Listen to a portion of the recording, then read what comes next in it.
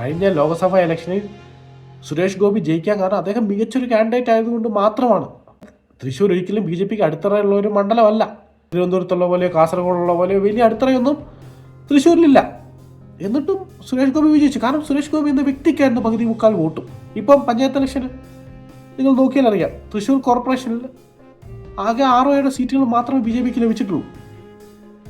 അതിൽ തന്നെ നിങ്ങൾ ജില്ലാ പഞ്ചായത്ത് തന്നെ എടുക്കുക. വീണ്ടും നമുക്ക് ജില്ലാ പഞ്ചായത്തിലേക്ക് വരാം.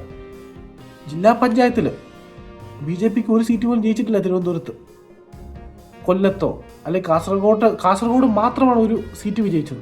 അങ്ങനെ നോക്കുകയാണെങ്കിൽ കാസർഗോഡ് പിന്നെ ഇവർക്ക് ജയിക്കുക അസാധ്യമായ ഒരു കാര്യം തന്നെയാണ്. കാര്യം ന്യൂനപക്ഷ വോട്ടുകൾ കൂടുതലാണ്.